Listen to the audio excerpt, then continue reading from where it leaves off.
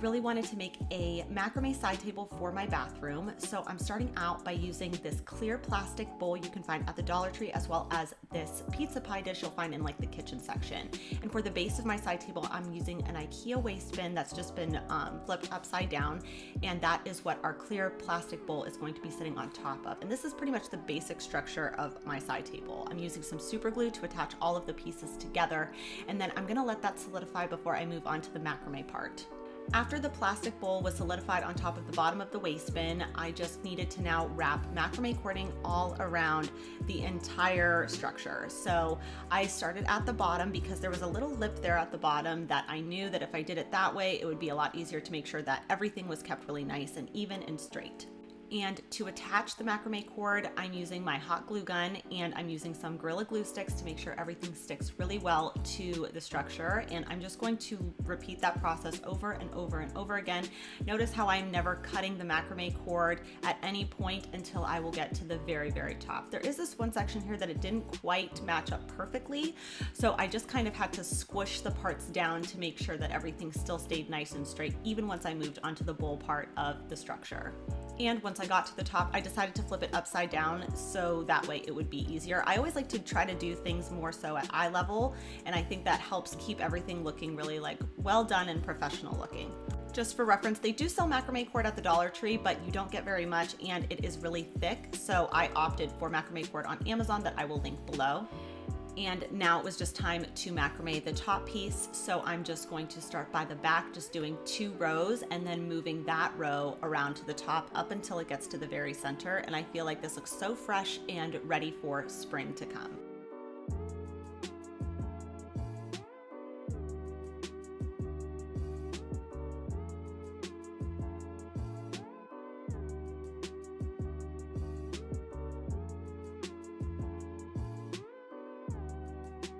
For the next project, I wanted to make a lavender wall hanging. So to start, I'm using this frame I found at the Dollar Tree, and I need to remove all of those little black clips at the bottom as well as the cardboard. So I'm just taking the frame and the glass and gluing those 2 pieces together from the back. And I just added enough hot glue that the glass wouldn't move out on me, but not enough so that you would be able to see through it from the front. And I needed something for the lavender to sit inside of, so I ended up choosing this little wall pocket you can find in the school section, and I'm going to attach it to the glass. But before I attach it, I wanted to mimic the color of the frame, so I'm choosing to spray paint it in that metallic gold spray paint. And the lavender at the Dollar Tree, this one that's more vibrantly colored, the leaves look really cheap, so I just decided to rip all the leaves off because the top part actually looks pretty good. And after I removed all the leaves and the spray paint had dried, I'm just going to attach this wall pocket to the glass. And to do so, I'm going to be using super glue. Hot glue, sometimes with glass, I feel like gets cool really fast, so it doesn't attach as well as I want it to, and I want this to be something that can last for spring year after year. So I'm attaching it using some super glue that you can also find from the Dollar Tree. And to distress the pocket a little bit, just so it matches the frame a little bit better, I'm taking a little bit of black paint and just sort of dry brushing it on. And if I added too much, I just kind of smeared it with my fingers. With everything now matching really well, I wanted to start adding my lavender in. So I ended up buying just 2 of these bunches, and they were still a little bit too long with the wire part attached. So I did have to take my wire cutters and just cut them down to size and place them inside. I didn't glue them in just in case I wanted to switch it up for maybe fall or summer. I want it to be something that can like change with the season. So for right now, for spring, it is going to be lavender in here. But even with this, it was still feeling a bit sparse to me because my inspiration, like I said, came from Target, and it was just a lot more full looking. So I actually found these ones as well, which are much better quality in my opinion, but I like the contrast of the lavender color. So I decided to cut these down to size as well, leaving the leaves on because I think these leaves are just a little bit better quality, and this is how it turns out.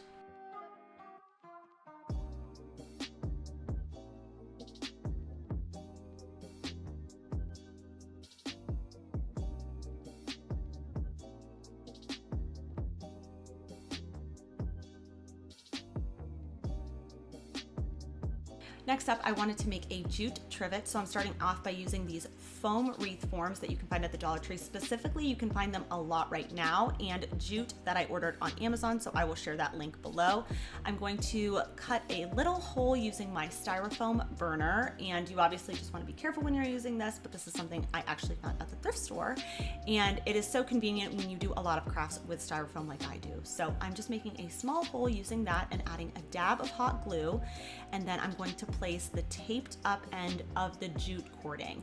And this is, I think, the easiest way to get the cleanest finish, so you don't have any lumps or bumps and everything just stays really nice and even. And again, just as in the first project, at no point am I going to cut the jute until the very, very end, and I will tuck it back into that same hole that we started in.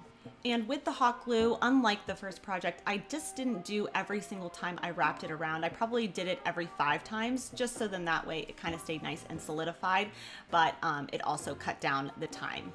When the entire jute was wrapped around, I wanted to add just a little like embellishment on it. So I have this little drawer pull that I had left over from other projects, and I just decided to add a little bit of hot glue and attach it to the jute. And I think this would look great hanging on a pegboard or stacked on top of some cookbooks. And I'm really happy with the way this project turned out.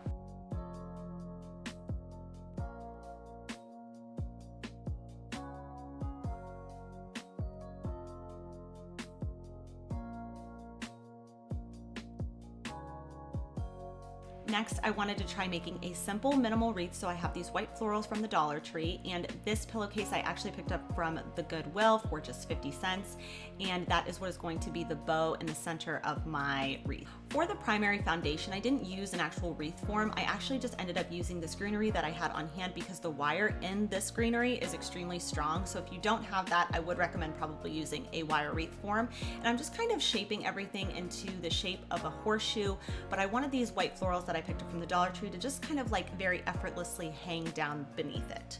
And after playing with it a little bit, I just took some wire cutters and I'm just cutting the sections that I won't need that would just add bulk and nothing else. And I'm going to attach everything actually by using zip ties. Zip ties, I think, are the easiest way to get a nice clean finish, and you don't see globs of glue everywhere, but you have a nice sturdy wreath. And to hide those zip ties, I'm actually going to zip tie that bow that we created earlier and attach it right in the middle to kind of disguise those, but keep it still really feeling like nice and fresh. Then to attach it to something to hang on the wall, I'm just going to take a tiny zip tie and attach these two pieces together to give it that horseshoe shape.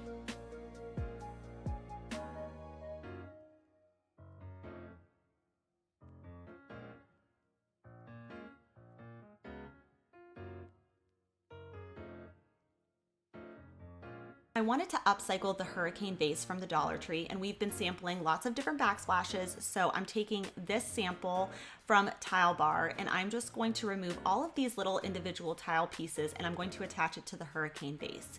So if you're curious, this is, like I said, from Tile Bar, and it is called Nature, and it kind of gives like a nice like textural, but it feels really like light and airy, just like spring. So as I'm attaching these, I'm trying to think of something you guys could use, because I'm sure you don't just have this on hand. Maybe you do, but probably not. So I'm trying to think, what could I tell them to use instead? And then as I'm fixing one of these little tiles, it hit me what you guys should use. And it kept knocking over, but then it knocked over the other way, and then it hit me, dominoes. So if you wanted to take a stack of dominoes from the Dollar Tree and paint them, give them a stone-like texture, you could get a look that looks really similar to this one. And to attach each of these pieces, I'm going to be using some super glue gel, because again, glass with hot glue, sometimes it gets kind of weird, so I like to use the super glue gel instead, and I think it just gives a cleaner finish in the end as well. Now, I didn't measure exactly how far apart each one should be. I kind of just eyeballed it, and I think it adds to the organic feeling of the vase transformation. And that really wraps up this project. You could use this as a vase, you could use this as a candle holder, you could add more tiles, less tiles, and I think it is a really nice transformation of the hurricane vase.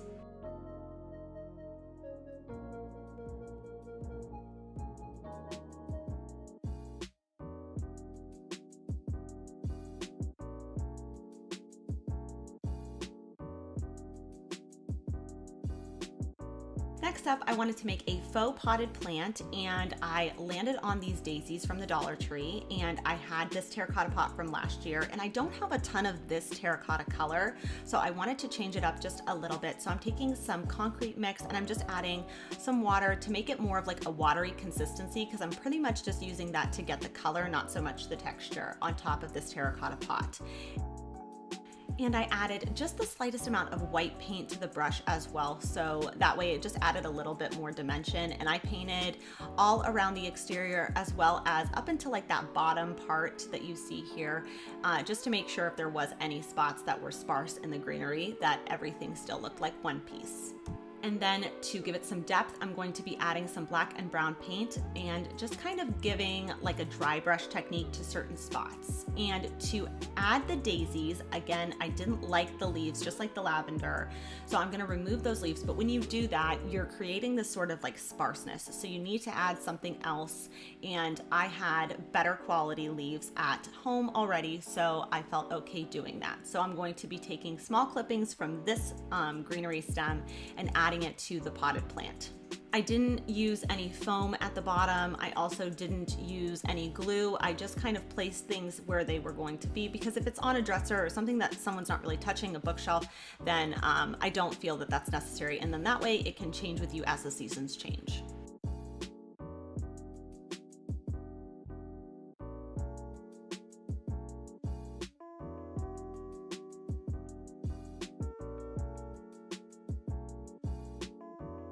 For the next one, I was short on time and I really just wanted to have some spring artwork. So I decided that this book that I picked up from the thrift store for just $1 would be the perfect thing, because it kind of has like a vintage feel.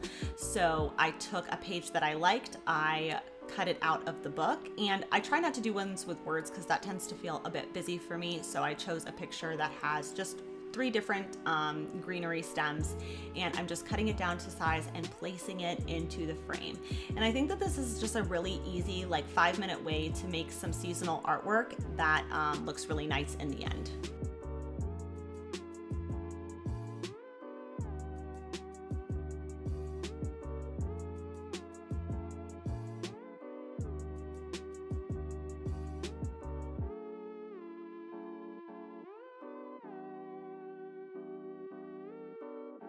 For the next project, these are not necessarily spring related, but I tend to find a lot of these foam wreath forms during the springtime specifically. So that is why I'm showing you this DIY now. So to start, I'm just taking a steak knife. You could use any sort of serrated knife to cut the foam, and I think it makes it a lot easier.